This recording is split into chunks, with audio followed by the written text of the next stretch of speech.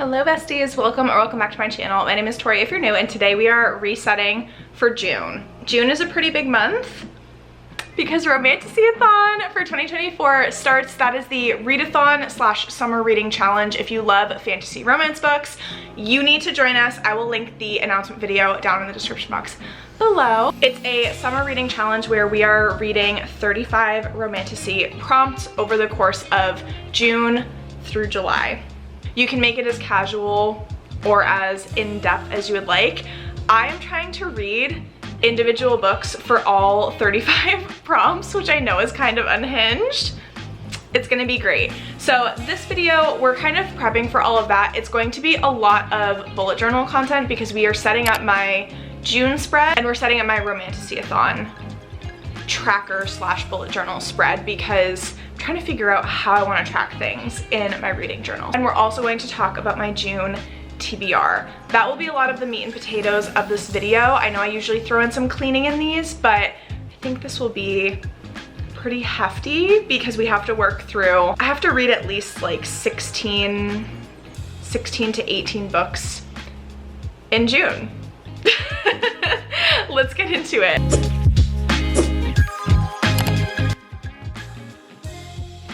It is bullet journal time, but before we jump in, I just wanted to remind, I know some people do a mid-year bullet journal switch where you have to start your new journal in May or June. I do have a code with Archer and Olive. It is ToriPages10. You get 10% off your purchase. In addition to any sales that are going on, anything like that, it works literally all the time. I love Archer and Olive. This is not sponsored, but I have used Archer and Olive since the beginning of my bullet journal journey 4 years ago, and I absolutely swear by their journals. But we are getting started with my June wrapped spread. If you've watched any of my monthly reset vlogs so far this year, you've known that this is the spread that I go to. I track my reading throughout the month on this page, and at the end of the month, I do little reading graphs. I usually do average reading and total pages, and then I'll pop in my TBR list here as well. I'm very much a list person. I love to cross things off lists when I finish my books, so that is what we're starting with.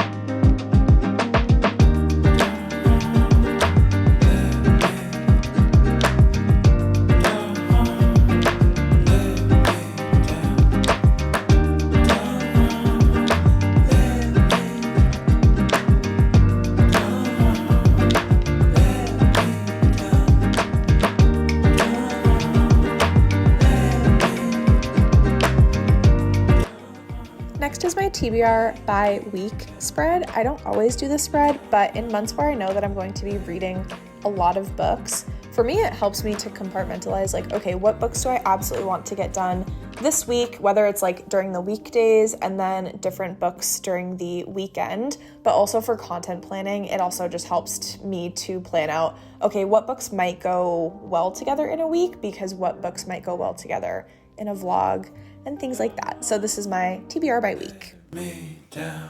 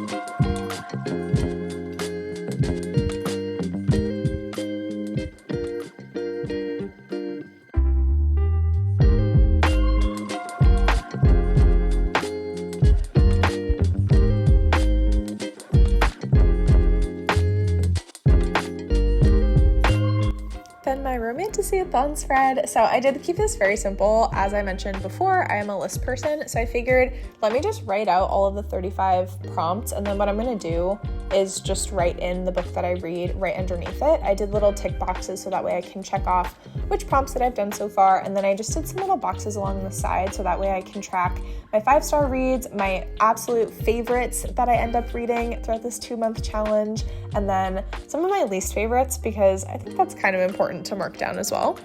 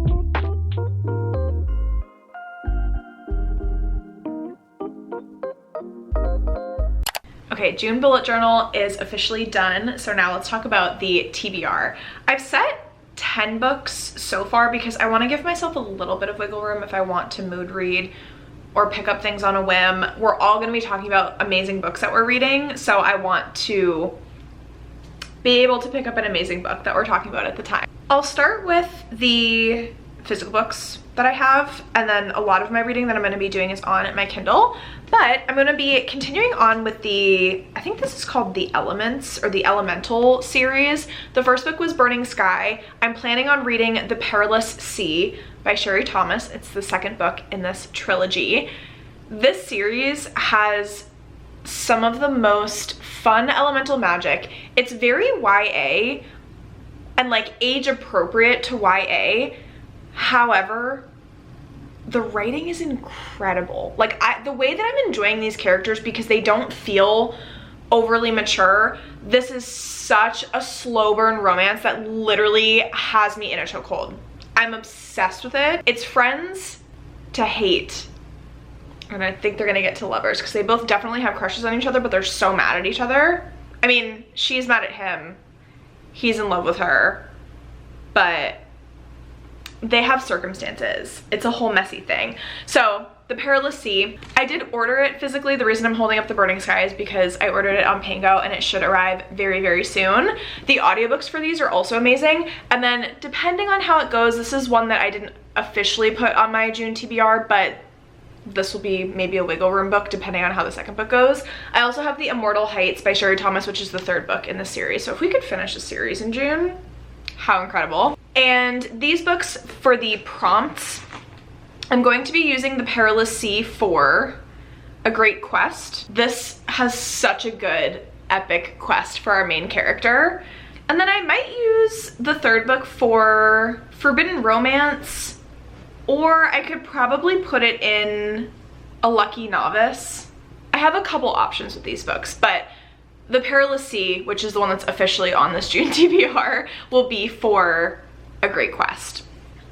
Then for my retelling, I'm going to do A Curse of Blood and Wolves by Melissa McTernan. And it sounds really interesting. Goodreads is scaring me a little bit because it doesn't have like the best reviews. However, I think that this is going to be a spicy, fast, good time type read. It's only 300-ish pages, 325, so it should be really quick. It's a Little Red Riding Hood retelling, which I do love a Little Red Riding Hood retelling. Our main character, Ruby, certainly isn't little and she isn't scared either, but she does love to do things that maybe she shouldn't. The big bad wolf in this book, Rafe, starts off acting like a monster, but despite his best efforts, turns into a good boy, at least where Ruby is concerned. It's a story about what lurks in the dark, about two souls drawn together, and about doing whatever it takes to be together. And unlike those old fairy tales, this one has a happy ending. The art style for these characters is so good. Like, I'm actually so obsessed with this fan art. Melissa McTernan rates sweet and steamy romantasy, and she loves grumpy heroes, sarcastic heroines, and grown-up fairy tales.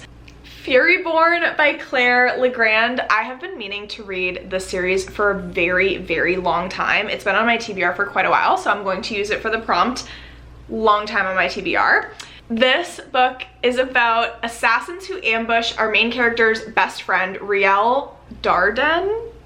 I will get the audiobook so that I know how to pronounce her name correctly. She risks everything to save him, exposing herself as one of the pair of prophesized queens, a queen of light and a queen of blood. To prove she is the Sun Queen, Riel must endure 7 elemental magic trials. If she fails, she will be executed unless the trials kill her first. I love a deadly trials. I love a like prophesized or hidden queen. I also love when assassins are in a book. Like, this sounds like it just has absolutely everything. I could use this for Secret Air. Maybe I'll use it for Secret Air. I'm leaning towards Secret Air. Okay, those are my physical books. Now, my Kindle books. I have Spindles and Thorns, which is a Sleeping Beauty retelling. This is on Kindle Unlimited. It's also a shorty. I'm trying to mix a good amount of shorter books. Spindles and Thorns by Melanie Karsak. 3 blessings, 1 curse, a beauty whose life will change forever. When Aurora and her twin brother Aubrey were born, a dark mage cursed their 18th birthday. The twins would suffer the torment of eternal sleep. Aurora and Aubrey's parents, being sensible wizard, eviscerated the mage. Unfortunately, dark magic doesn't go quietly. Aurora and Aubrey were left orphans, raised by 3 fairy guardians. The twins' lives pass unremarkably. Attractive, witty, and in possession of a large fortune, they are the toast of polite society. But as the twins approach their 18th birthday, they will learn that some enchantments aren't so easily broken. This is a sister series to the Red Cape Society, which I'm unfamiliar with, focusing on the origin story of Agent Rose, but each series can be read independently. So I will be reading it independently as my fairy tale prompt. Then I have Wicked is the Reaper by Nisha J. Tooley. This is the first book in the Cursed Captors series. This is also a novella. It's only 138 pages. There's like a wild hunt in this book, and our main character has always known it would decide her future. The man who brings the largest stag to the feet of my father will win my hand in marriage. My oldest friend and the greatest hunter in Aetheris is favored to win, and we've planned our entire lives together. That is until the Reaper, the monster who haunts the trees, arrives with the largest stag in the forest and claims me as his own. It is a steamy adult fantasy romance novella, and it sounds amazing. Another book that I think will be on the spicier side is called Entreat Me by Grace Draven. I've never read anything by Grace Draven, but I feel like I've seen her everywhere, all over Bookstagram, and people really like her books. Another shorty. It's 323. I'm trying to throw these in just in case you're also looking for like short books to kind of pad your TBR with. So Entreat Me is about our main character, Afflicted by a centuries-old curse, a warlord slowly surrenders his humanity and descends toward madness. Ballard of Kitach Tor holds no hope of escaping his fate until his son returns home one day accompanied by a woman of incomparable beauty. His family believes her arrival may herald Ballard's salvation until they confront her elder sister. Determined to rescue her sibling from ruin, Louvain? Pursues her to a decrepit castle and discovers a household imprisoned in time. Dark magic threatening sorcerers, a malevolent climbing rose with a thirst for blood won't deter her, but a proud man disfigured by an undying hatred might. Louvain must decide if loving him will ultimately save him or destroy him, a tale of vengeance and devotion. I'm gonna use this as my dark fantasy prompt because it does sound pretty dark. See how it goes. This is a book that I've mentioned a couple times on my channel, so I won't go into the whole synopsis of it, but it's called The Desert Heiress by Shoshana Rain. It's the first book in the 7-star Empire series. It's on Kindle Unlimited. It takes place in the desert. It is very spicy. It's a wide choose, slow burn, wide choose, guaranteed happily ever after at the end of the series. It contains both male-male, female-female scenes and involves female main character in a relationship before getting involved with her main love interests. It sounds like such a vibe, and I haven't seen anyone read it or review it yet, at least like in my kind of friend group and the people that I follow. So I'm very excited to read it and see how it goes. It has a very high rating on Goodreads, so fingers crossed, because I have been bamboozled by that before. This one, I don't know what I want to use it for. Potentially a slow burn, but it depends on how slow it actually is. I feel like a lot of books will say slow burn and they're really like a medium burn. So potentially slow burn. It does also have a pretty cover, so I could use it as the pretty cover prompt as well. Next up is Lady of Shadows. I read the first book in this series, Lady of Darkness, in May, and I enjoyed it. Like, the enjoyment factor was definitely there. I had some issues with the storytelling, like the plot holes I just couldn't ignore, I couldn't get past. They did impact my reading experience. However, I loved the writing. I loved the audiobook for Lady of Darkness. The narrator sounded like Meg from Hercules. Her voice was like a little bit deeper, and I just loved the way that she read the story. So I will definitely be reading Lady of Shadows with the audiobook. But this is kind of my determining factor of whether or not I want to fully continue on with that series or not. And Lady of Shadows I could also use as a dark fantasy, but I could absolutely do enemies to lovers because it is, I don't know, it's like kind of back and forth. Actually, no, maybe not enemies to lovers. Hate to love, absolutely. This is such an incredible hate to love. However, I feel like the second book will probably lean a little bit more heavily into like enemies to lovers, but we'll call it hate to love just to be safe. Then I have an arc for Bound to the Shadow Prince by Ruby Dixon. Y'all, I have never been so excited. I ate up her Ice Planet Barbarian series, a series I never thought in my wildest dreams I would even read, let alone give most of the books like 4 or 5 stars. Like, absolutely loved it. And those lean much more sci-fi. They're like alien monster-y romance books. This is fantasy romance with a, like I said, Shadow Prince. I'm thinking I will use this for the Dark King / Prince prompt. This is one of the chunkier ones. It's just over 500 pages. It sounds so good. I'm so excited. In order to protect her kingdom from the wrath of a vengeful goddess, Princess Kandra must remain locked inside a tower for 7 years. 7 long years without a friend or a lover by her side. And shut inside the tower with her, a Felion, the enemy of her people, a fearsome warrior race complete with wings and claws and fangs. Nemeth is terrifying, cruel, and disturbingly magnetic. Kandra should kill him for his supplies, but she's desperate for his company and his touch. As time inside the unchanging tower rolls on, Kandra uncovers the man behind the stony facade, and when their tenure hits an unexpected snag, Kandra and Nemeth are forced to make a difficult choice. This book comes out July 2nd, but like I mentioned, I have an arc for it and I want to try to read it before its release date, so June will be the time to do so. And then the last one that I have on this list is The Ruined by Renee Ahdieh. I have been buddy reading this series with two of my besties, so this is the last book in the quartet. I'm so excited to finish the series. The Ruined is on our TBR. I think we're gonna kick off the month with it, and I'm gonna use that as my first/last book in a series prompt. June, who did this 2 book club pick, will also be on there, but we don't have it picked out quite yet. I will announce when we do. With that, my friends, thank you for resetting for June with me. I hope that you're excited. If you're doing Romantasyathon, please let me know in the comments down below. If you have any of these books on your June TBR, let me know. If you've read them and loved them, please let me know, because that will absolutely hype me up. I feel like June is gonna be such a fun reading month. I've had very busy like life months recently with a lot going on, that I feel like June, summertime is here. It's gonna be time to sit by the pool, just binge read fantasy romance, which I'm so stinking excited for. And fingers crossed we absolutely blow away this challenge. We do have merch for the readathon as well. It's always linked down below. I'm going to start wearing my Romantasyathon merch in pretty much every vlog, so you're gonna see it literally all over the place. I will catch you in the comments, and I will see you in my next one, friends. Toodles!